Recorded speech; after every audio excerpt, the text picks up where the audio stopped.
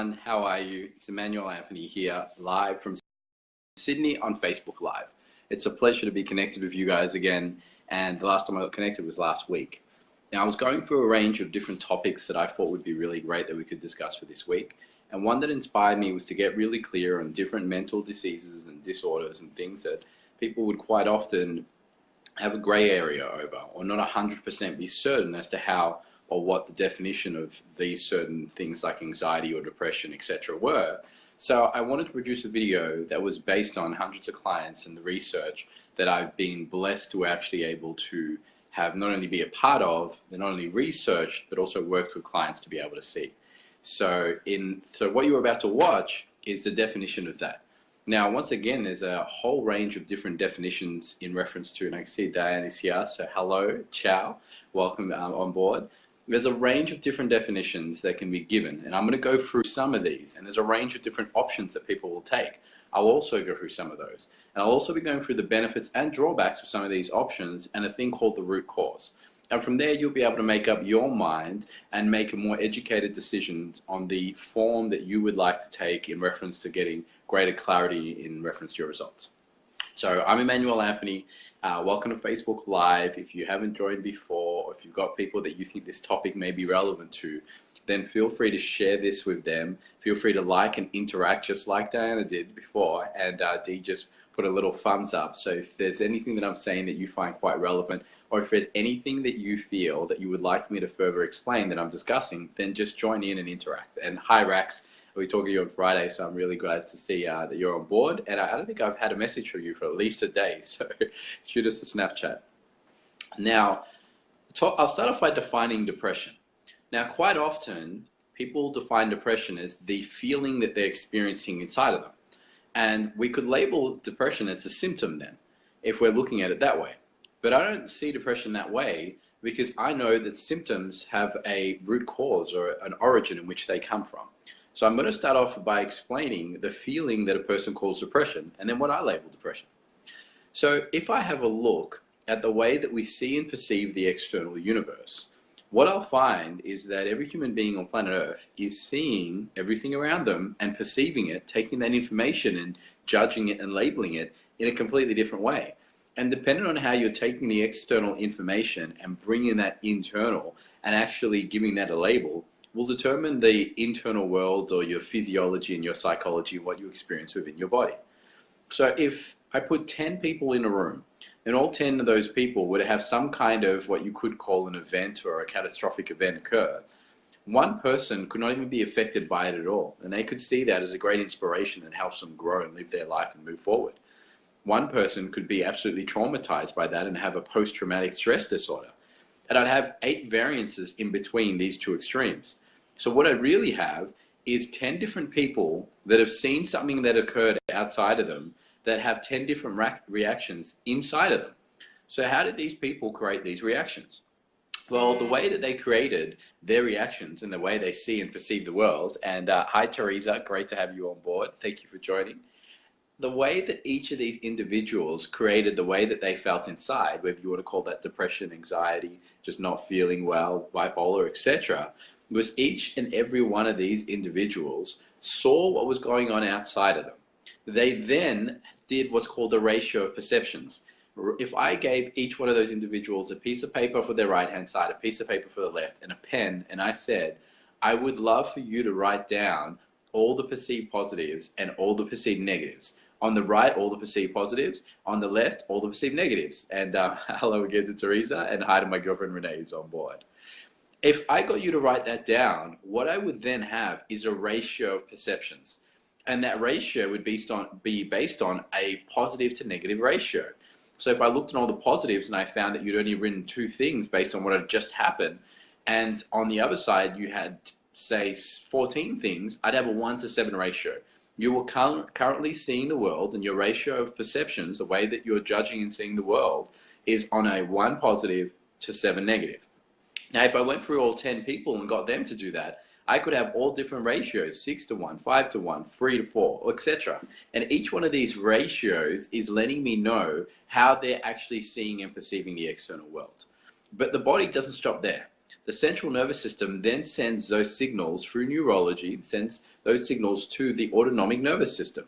Your autonomic nervous system, located where your spine is, its job is to regulate chemicals and hormones. You may call these emotions. So that's why when you feel or see someone that's feeling depressed, you know that they're experiencing emotional turmoil quite often. Or dis-ease and disorder. Dis-ease meaning the body's not at ease, and disorder meaning the body's not in order. Quite often you'll find in the allopathic or medical world, they'll call this a chemical and hormone imbalance. That's actually what they're relating to. It's saying that the body is going out of balance. Now, your autonomic nervous system is comprised of a fight or flight, which is the part of you that amps you up and has testosterone, etc. This is absolutely necessary for if you're in a room and somehow, or scientists will say, back when there were dinosaurs, you needed a part of you that was able to interact with that and run faster, jump harder, etc. So this is a part of your body that does that. Then you have a rest and relaxation. Well, guess what? Your fight or flight, if it gets a signal that says, I've got a 7-to-1 ratio, that part of your body is going to think, well, I've now got to act and interact and give those signals to the rest of the body. So if it's a 7-to-1, it's now going to send those signals in reference to chemicals and hormones. Now, you may have heard me saying this in the past. Imagine that your autonomic nervous system is like a bar. And if you went to the bar, and let's say it was a 2-to-1 ratio or a 7-to-1, the stronger the difference in the ratio, the more stronger the cocktail that you're drinking. It's the equivalent from changing from a maybe 1 shot to a triple shot or 4 or 5 times the strength.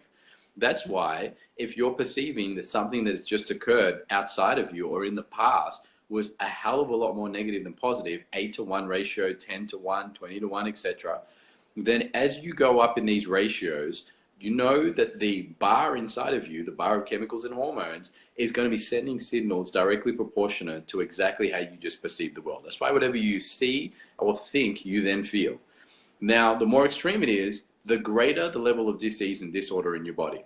Now, the body knows that these two aspects are going to create agefulness in the body, because if you get your heart, for example, let's say with anxiety, to speed up more times than it's meant to, then you know then your heart is actually going to have wear and tear. So people have heart attacks from overdoing that. It's just like a car. If the tires at the back work more than the tires at the front, the tires at the back, they wear out a lot more. Well, your heart happens to send signals through to the whole body, and it'll age the whole body by actually speeding up the process. And that's why you can sometimes have people that overdo drugs like a crystal meth or something like that, and you see pictures within a 2-year variance, and you go, how did they age 20 years? Well, that's the signals from the heart working 20, 30, 50, who knows how many times faster than what it's meant to. So in order to assist you, the body, when you're hyperacting, when you have certain organs that are working way more than what they're meant to, and the ratio is way off, it's going to occupy time and space in your mind and occupy time and space in your body. So what we mentioned before, when people talk about the chemical and the hormone imbalance, they're only really talking about partially the last part of the equation, because your perceptions play a massive role in how you think and feel and see and perceive the world.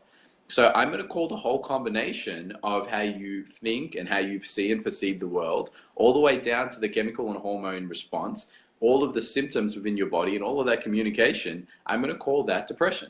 So that's what I label as depression. And a depression can only occur when you compare what's happening right now in your life, or what is or has happened, to something that you wish had actually occurred. You see, whenever we're present and appreciative and accept both sides of whatever's occurring 100%, then we can't have a depression. That's why whenever I'm working with clients and they tell me that they've been labeled or self-diagnosed themselves with depression, and we're having a conversation, quite often I'll hear comparative tones within the way that they're speaking.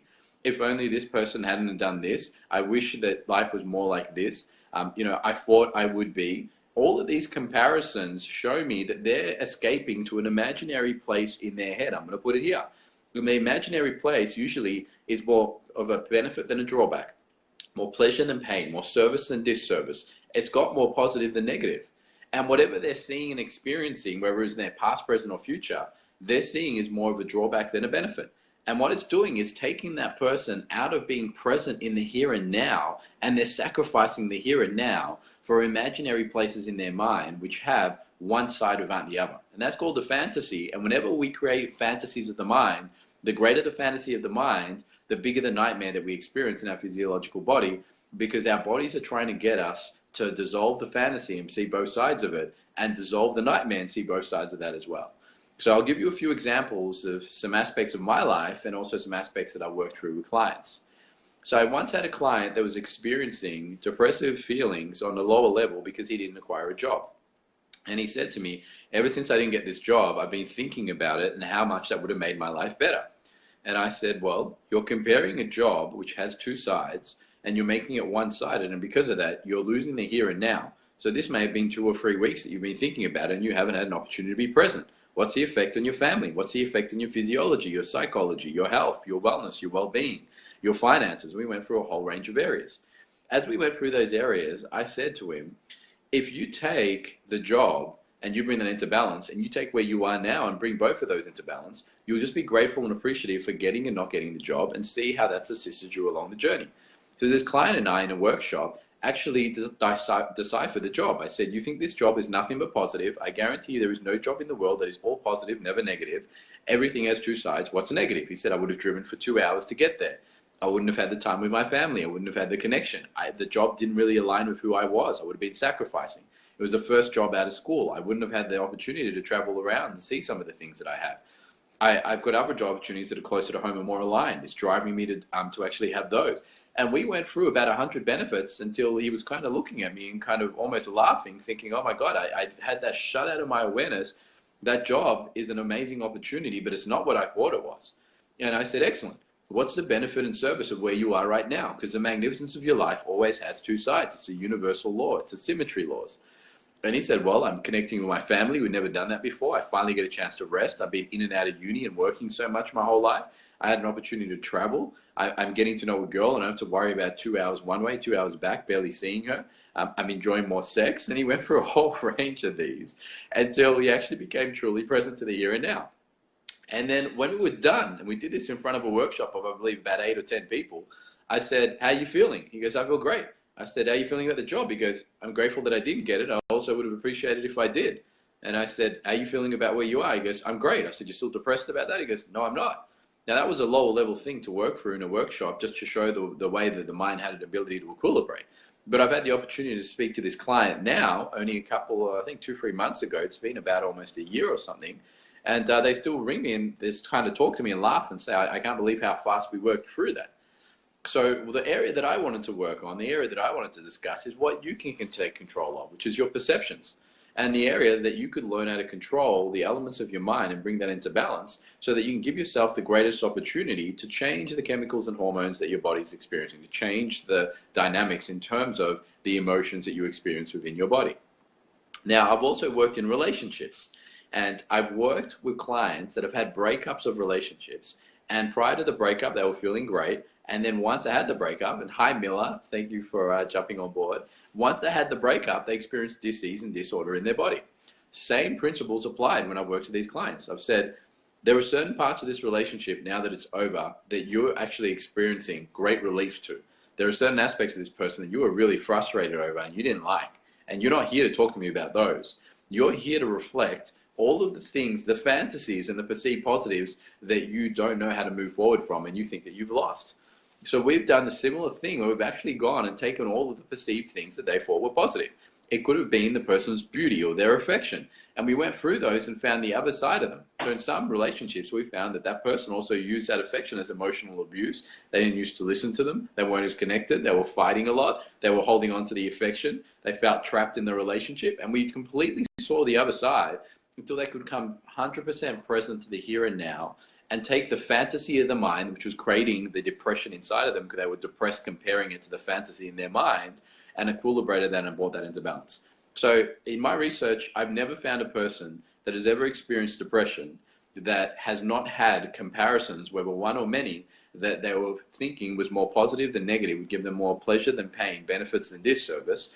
And I've always found that when we can bring and equilibrate those two together, then they optimize the opportunity for them to actually appreciate where they are now and also love that part of their life. And any time that a person hasn't done that and has just continued to look for that positive and a negative, they've just continued to sacrifice the here and now in their life, experience dis-ease and disorder. And the mind and the body continues to consume time and space with that comparison in order to get them back to a state of equanimity, equilibrium, and balance. So know that depression can be listed as a range of things. It is a chemical and hormone response. It's also a perceptual response, and it's something that is not only brought upon but exaggerated based on our perceptions of comparisons. So if you or somebody that you know is going through trials and tribulations, or has had situations and circumstances in their life where they've been working for weeks, months, or years to overcome something that shouldn't need to take that long, then I would highly and love to speak to them and let them know what options are available that I've seen hundreds of clients be able to utilize and use, and even use themselves, some of which are here today on our live broadcast, so that they could get their time back. I really believe, after almost dying 8 times within my life, our most valuable asset is time, even more valuable than finances, because we can make and lose money, but once you're not here in the form that you are right now, in your physical form, and you transform into whatever form happens after this life, once that occurs, then you don't have the time to make and do some of the inspiring things that you want to. And I've seen clients overcome depressive states and moods and emotions in minutes and hours sometimes when they applied the right tools and principles. And it was amazing. Not just because they had the ability to overcome those situations and events and find gratitude, love, and appreciation, but because they had the opportunity to get their life back. And one client I worked with, who for 10 years was experiencing depression, and we worked together for a short period and overcame that. And one thing he said to me was, Emmanuel, he said, it's been weeks since I worked with you and I'm still reaping the benefits of that. I haven't been depressed since that day. If I could, I would have come to you on day one and I would have gotten 10 years back of my life. They said, I can't explain to you what I want to do with my life right now. I just don't want to know I want to do magnificent things, because now that I finally got it back, I want to make sure that I'm managing all the aspects, including mental health and well-being and wellness, that I wasn't managing before. So one of the greatest things that you have in your life is your time. And when you learn how to utilize and how to grow the brain and teach it in order to equilibrate at a faster rate, your wisdom grows, your appreciation grows, your presence grows, and you actually learn how to become more resilient and take on greater challenges. So there's no human being on planet Earth that needs to go into depressive states for large extended periods of time with technology like that available. So I thank you for your time. I hope that gives you a little more clarity on the definition of depression and a few different ways of looking at it. I hope some of those were outside of your awareness and they help you grow.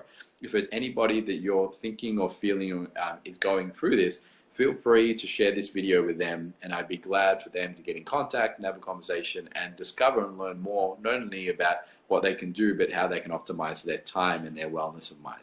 So thank you. I'll be doing a few others on depression and bipolar, etc. If there's any particular disease or mental disorders that you feel that you'd love to hear me discuss, feel free to inbox me and I'll add that to my list. Ciao.